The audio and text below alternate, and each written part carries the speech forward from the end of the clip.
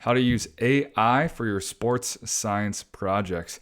It's not that complicated. It's not that fancy. Yes, I know it's intimidating, but I can tell, odds are, if you're listening to this episode, that you know that there's a little bug in the back of your brain saying like, AI, I know it can help me a lot, but it's kind of scary, but I don't know what I'm doing. It's not that hard. Let's dive into my 5-step kind of framework and how to start using AI for your sports science projects, how it can really help level up what you got going on with all of your data. So let's dive into it.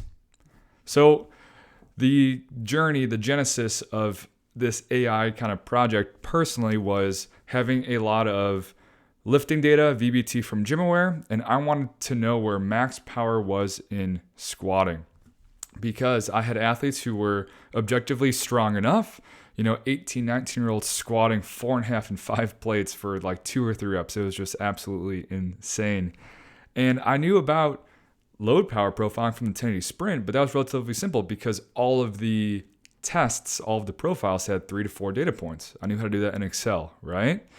But when I had, 2, 4, 6, 8, 10 weeks of squats per athlete, 2 to 4 squats per workout, or multiple types of squats, let's say 8 weeks of a front squat, 8 weeks of a back squat, kind of things like that, a variety of different amounts of, squats per athlete and even per type, knowing that the load power profile or a reverse polynomial function, because load and power has a polynomial relationship. So as load increases, power increases to a certain point, but then it kind of levels off, right? An upside down kind of U pattern. And knowing that that was an array, having dove into this in Excel, wasting a bunch of time because there were so many outside variables of, number of squats and things like that, I knew that I needed something a little bit more fancy, a little bit more complicated to handle this relatively complex, or at least more complex than Excel problem. So I had somehow, looking back, I don't know how I did it, I had somehow done this project in R using ChatGPT. So I had all of the lifting data, right? I had the athlete's name, the date, the squat type, the load on the bar, the velocity of the squat, and the power of the squat. Somehow I'd gotten it done. This was months ago, and I went to go back kind of through that ChatGPT conversation. I went back to the R code, and I was like, I have no idea what I did. I couldn't recreate this if I tried. I couldn't explain this to someone if I had to, but I know I got it done somehow. So having done the same project again with way more background, way more understanding, way more context for using AI for these kinds of projects, I feel 100% way more comfortable in not only doing the projects more efficiently, more effectively, but also have the ability to explain what I did. Fit is an online programming software that helps you train more athletes in less time with greater individualization. For in-person or remote training, Fit does so with a streamlined programming process, decision-making trees to help you integrate data into your programming, as well as better communication with all pieces of a high-performance model involved to break down silos. Learn more at fit.io, that's fytt.io, and tell them that Matt Tometz sent you. So, where to start, what to use.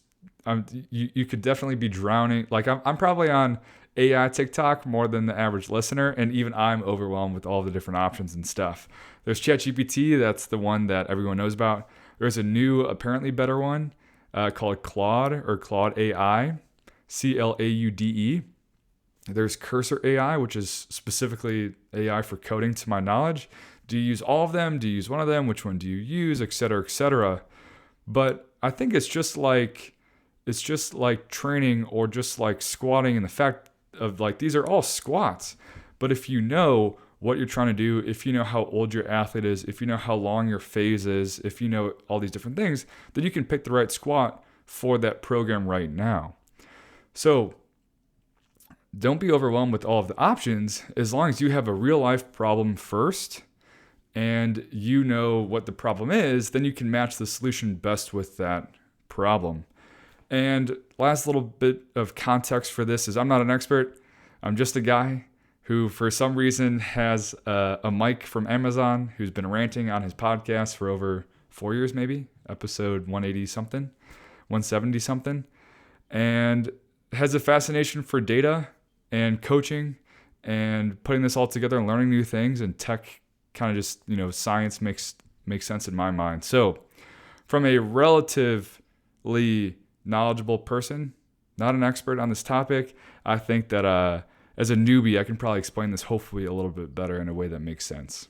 So there's two themes as we dive into using AI for your sports science projects, and that is, number one, it is just a translator. It is not a AI in general is not a sports scientist. It is not a data visualizer. It is not a communicator. It's not a coach. All it does is translates what you are doing or you want it to do into whatever you need it to do, right? So it is taking your English and turning it into R code, right? R is a programming language, for example. It is taking what you want to happen in Tableau, if you're trying to visualize some data, and turning it into commands to paste into Tableau and things like that, right? If you say, give me the best graph for this audience and that's it, here's the data. Well, what does it know about best? What does it know about what your audience knows? What does it know about what's too fancy and complicated of a graph for your audience, and just all the things like that. So it is there to help you out, not do everything for you. And the second theme is that using AI is this balance of input versus output. So the better stuff you put into your prompt, the better stuff you type into ChatGPT, then the better stuff you get out of it. And then I have some examples. But so the two themes, AI is just a translator, and input versus output, and balancing and knowing how to put in better input to get better output. So outline of this episode, there's 5 steps, like I said earlier. And if you're watching on YouTube, which hopefully you are, here is just an example of code that I wrote, that I wrote myself with no help from AI at all. And it looks fancy, but I literally could explain each step of this. I just couldn't write it myself, right? Filtering data, group by, summarize, interjoin, filter, all the different functions that I have here. I know what all of those things are, even though I don't write code. And I'll explain how that's possible. But so number 1, outline of this episode, know about coding. Number 2, write out the steps of your project. Number 3, learn how to prompt or how to prompt better. Number 4, check in along the way throughout your project. And number 5, don't say thank you. Coaches, this podcast is sponsored by Samson Equipment. They've been providing elite strength training equipment and professional weight room solutions since 1976. If you value quality products, great customer service, and a company with integrity, then make Samson Equipment your go-to. Visit them at samsonequipment.com, that's SAMSON Equipment, and let them know that Matt Tometz sent you. ISOFIT is not just pioneering isometric strength training, but they are opening up a brand new world of possibilities with health and performance benefits through isometric training and their own groundbreaking product. With patented force matching technology, they're reshaping the boundaries of functional health and human performance. Discover the future of health, fitness, and sports performance at isofit.com. That's ISOPHIT.com, and tell them that Matt Tometz sent you. So number 1, know about coding. And I liken this to what it's like knowing Spanish beforehand, right? So here's an analogy. Let's say I had to translate a PowerPoint, going through some sports science data. Let's say it's 5, 6, 7 slides. And I had to translate it from English to Spanish. I could just copy and paste all of the words and say, hey, Claude, translate this. And yes, it would get the job done.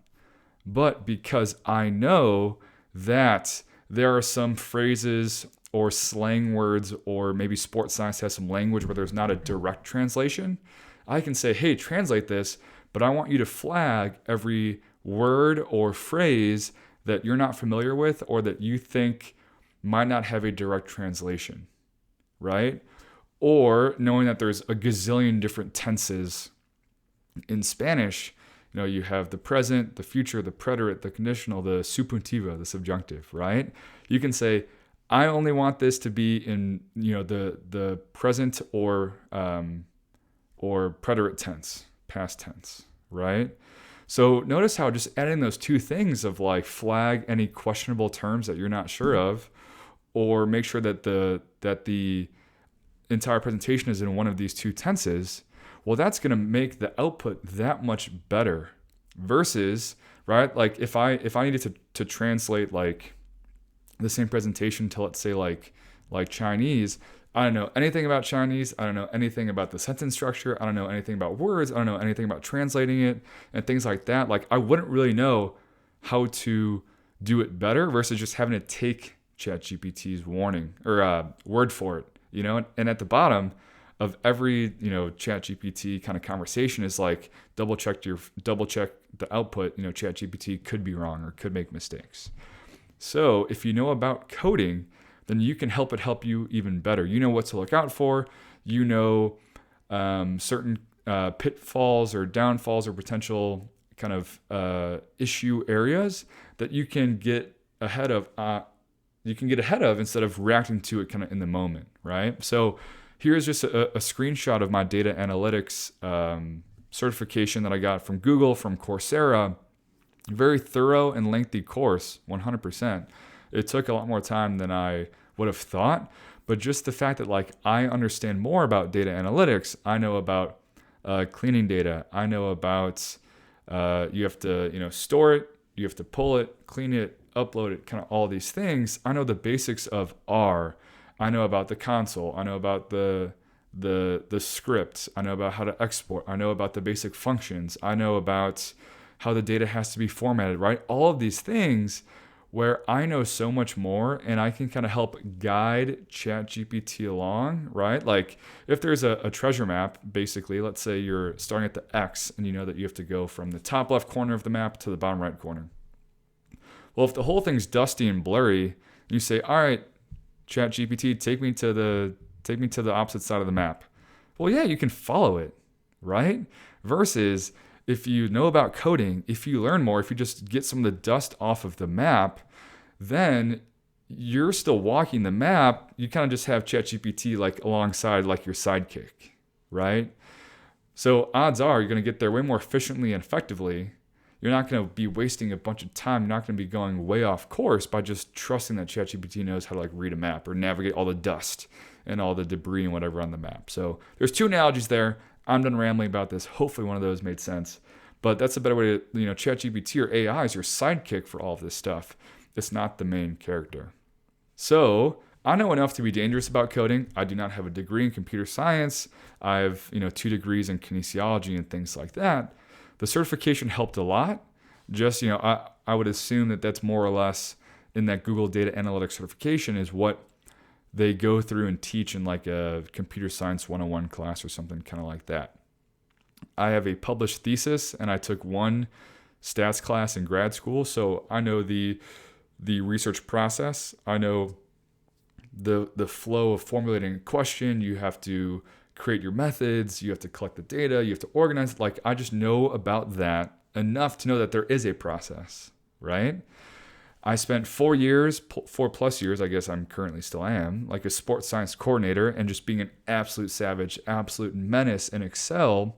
So for example, cleaning and formatting data, changing the date from, let's say, month, day, year. So like 7/31/96, that might or might not be my birthday.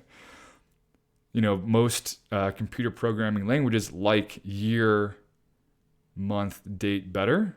So it'd be 1996-07-31. So small things like that, or I've spent so much time, changing format. It's called, long data going from like all the rows or all the data points to wide data where all the columns, right? And you can just visualize, right? Like the data just keeps scrolling up and down, or the data scrolls like kind of left to right, wide versus long. So there's all these things that I've done that I didn't know I was doing them or I didn't know the name of them So I knew enough to be dangerous of like, oh, I've done this before. Oh, or oh, that makes sense. Or that makes sense over the last 4 years when I've done my own projects in Excel. That's why this was really hard. Or that's why I ran into those issues. So, another fancy term for coding and whatnot is debugging, right? So if I'm trying to direct translate to Spanish again, if ChatGPT, and I keep saying that, apparently ChatGPT is like a thing of the past, or there's so many other specific AIs, but just AI. So let's say ChatGPT is like, oh, this one phrase doesn't translate. Well, you're like, why not? Like, just translate it. Versus like, oh, well, is it the tense? Am I missing an article in front of it, like el or la or an a or a de or kind of something like that, right? So you can troubleshoot a little bit better when you know what's actually happening versus like a car, right? It's just like, oh man, it's not turning on. All right, mechanic, go fix it, right? Versus if you know a little bit more about cars, you're like, oh, well, when I turn it on, the battery turns on for like 5 seconds, or right before it died, it was doing X, Y, Z, right? You're just giving more information. You know more. You know how to ask a little bit better, or just give a little bit better information to help them help you. So that's called debugging. So just being familiar enough with coding, with the scientific method, with the research process is going to be the foundation of all this before you even do anything with your AI itself. Next, write out your steps. And this is the main theme of AI is just a translator for you. So it's not doing the project for you, it's translating it. So here, if you know how to write comments in your coding languages, it's just like a hashtag, and then you can type whatever words you want, and then the language won't recognize that as code. It knows that it's like, oh, hashtag, all right, I'm going to ignore everything else after the hashtag. So here's just a screenshot of how I typed out my entire process for calculating the max power of the squats beforehand, right? So first, I have to upload the appropriate packages into R. So that's just saying like, hey, I need the pre-written code from someone else to handle the data, to read the data, to clean it, to help me organize it, to whatever. So just uploading whatever pre-things I need. Then I need to upload the actual data. Next, I want to take out all athletes that have less than 10 squats. So I had 30 athletes maybe in 3 different types of squats. So if an athlete, only made it to like 3 weeks of lift, or they got hurt, or they just didn't fill out their sheet, or I couldn't read it or whatever, and they only had 6 back squats, for example, well, then I don't want that data. I only want athletes that have enough data for me to actually use. So the first step is get rid of all of the athletes and squat types with less than 10 squats. Next, I want to calculate the estimated 1 rep max for each squat and each type, right? So if you know about velocity-based training, 0.3 meters a second is very heavy. So define a function, or calculate the estimated max per squat at 0.3 meters a second. That's what I want to do next. Okay. Next, I want to calculate the max power for each athlete. Next, I want to go from the weight of max power to figuring out the velocity at which that would be. Then I want to add all of those 3 things back into my original data. Then I want to summarize it.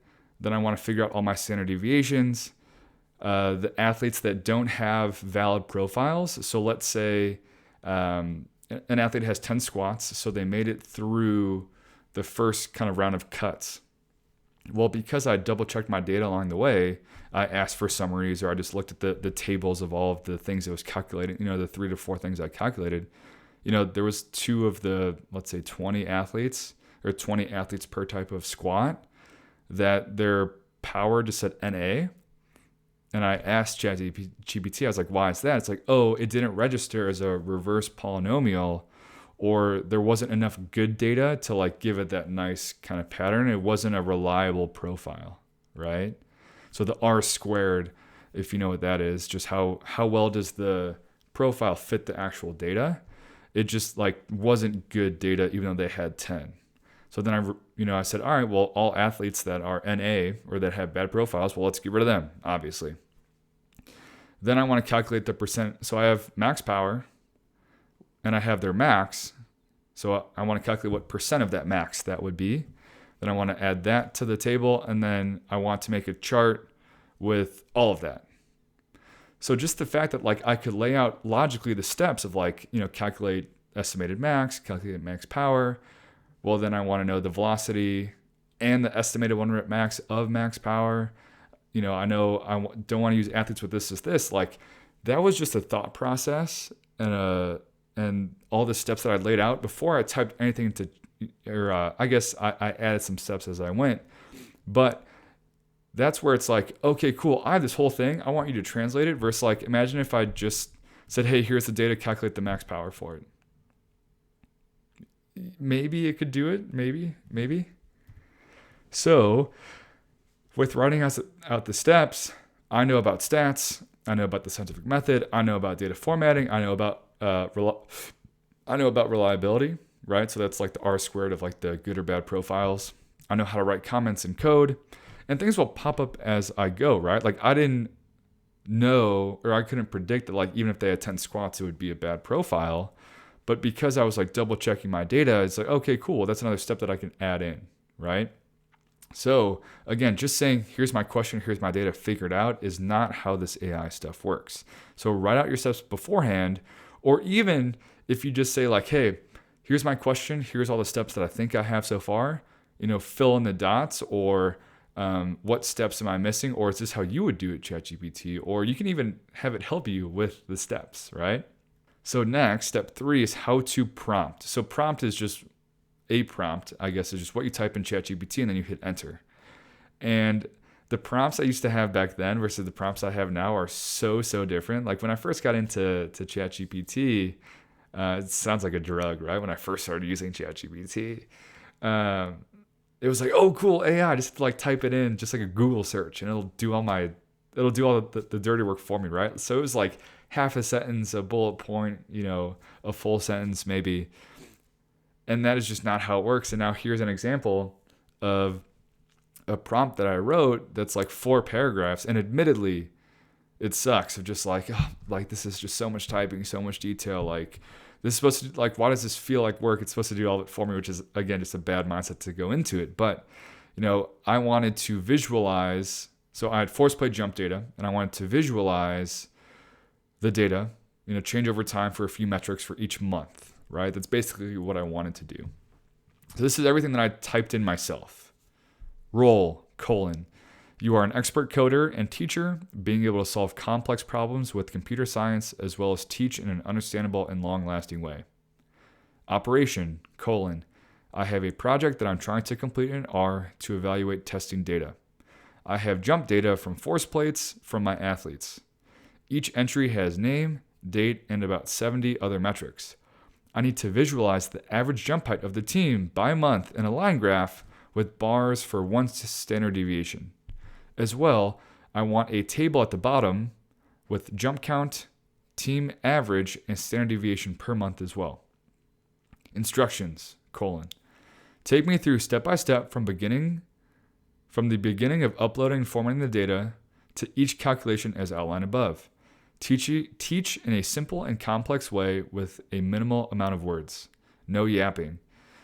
Don't output any unnecessary words or lines. Extra, : prompt for whatever extra information you need from me as we go and confirm each step is complete. Ask whatever clarifying questions you need to help yourself help me the best along the way.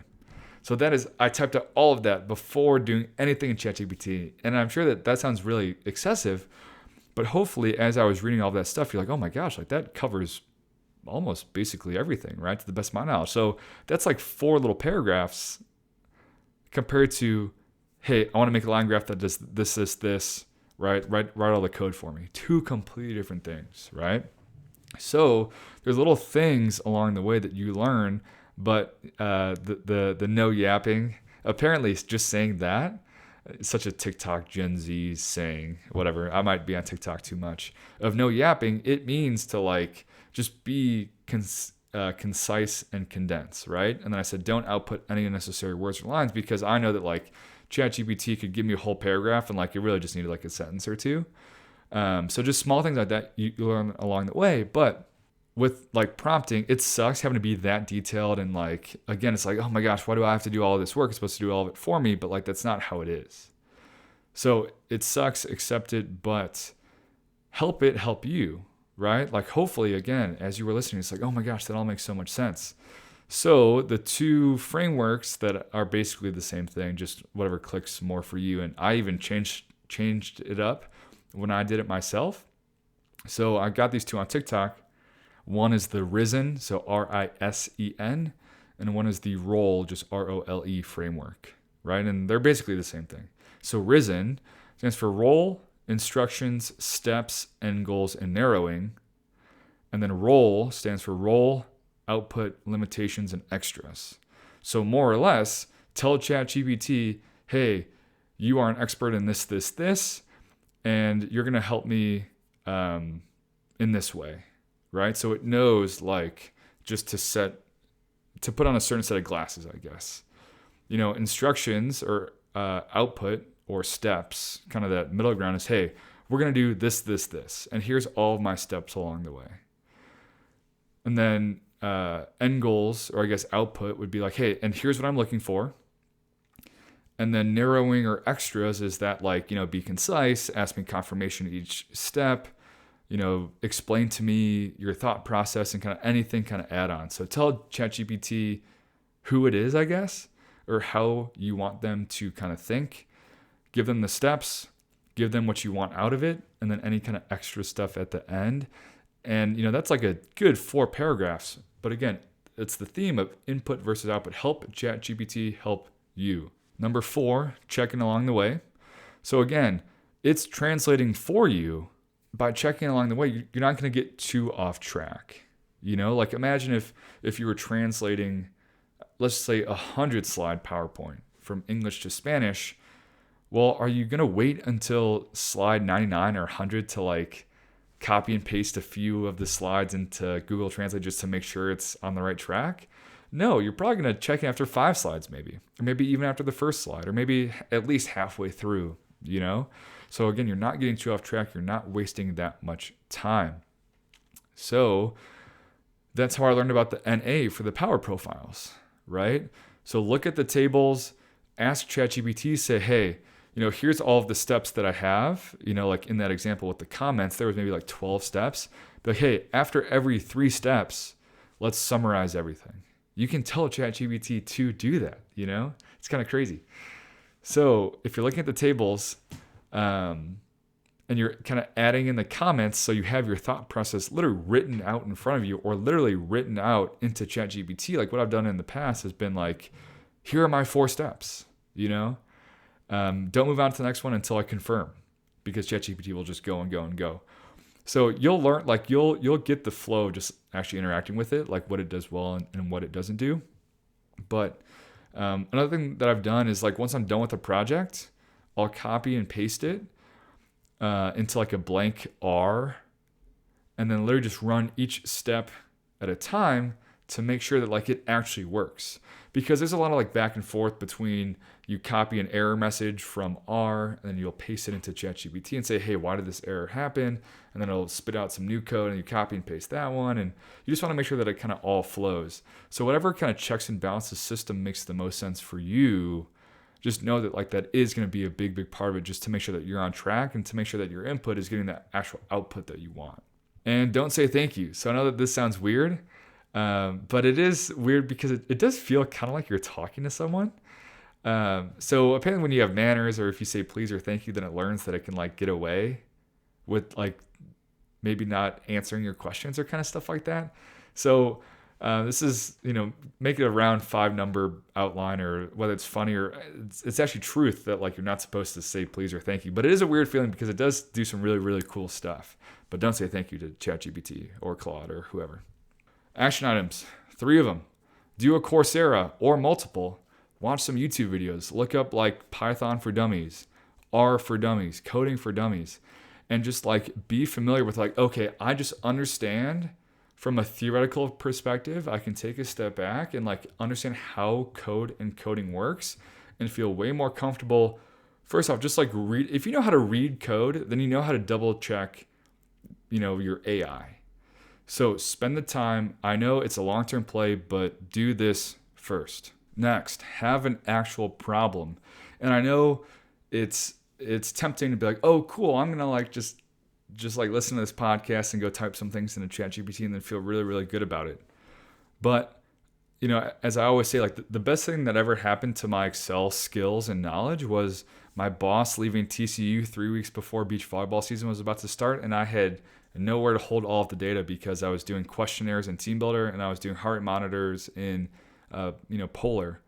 So I just needed a little AMS, athlete management system, a little database in Excel. So I had to actually figure it out, and I had a deadline, right? And even just the ability to talk through ChatGPT and using AI for coding projects is because I had actual data. I had actual problems that I wanted answered, and I figured it out. So I've done this process multiple times, and I've learned all of those small little tips and tricks along the way. So I think if you don't have real data, well, there's so many free data sets out there, and actually in that Google Data Analytics course, they have a lot of links to like huge data sets.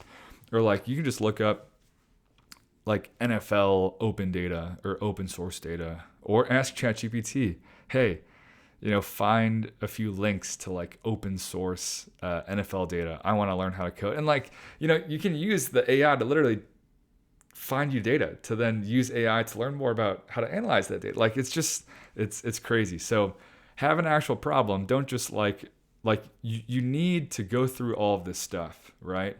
I needed to do the Google Data Analytics course and then have an actual problem, my own actual data, to then cement and finalize and finish the Google Data Analytics knowledge with my data, with AI to like help kind of bring it all together, right? Because Coursera's, over the last few years, I don't know, maybe I have 3 half-done Coursera's on like coding and stuff.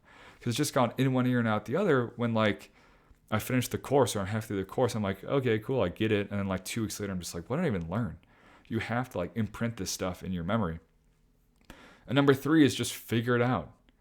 So yes, if you have a background knowledge in coding or just enough about it, right? If you understand that like literally what people don't understand is ChatGPT using AI is coding. You're just coding in English with English syntax and sentences and phrases and structures and things like that, right?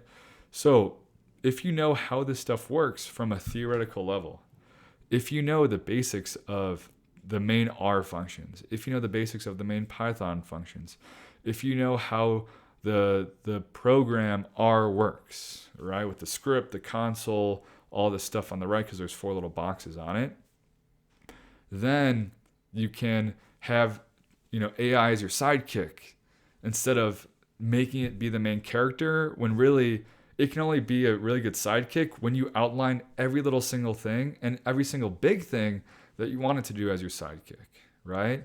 So figure it out. Like it's so crazy that like I remember wanting to dive into this, and then the first time I kind of failed, or I did the like first R project that I couldn't even like repeat it if I tried. I'm just like, oh, like this was such a fail. And now I've done like 3 or 4 projects, and I'm like, okay, like I have the ability to take data and a problem and answer it using AI. Because I know about coding, because I know how to use Excel really well. I know about the scientific method, and I know kind of all those things. So it's kind of like all these things accumulate over time, but you just have to be more guided and a little bit more intentional about diving into certain things. So that's how you use AI for your coding projects. Hopefully that makes sense. It's a really good framework to dive in to help AI help you. Don't have too much fun.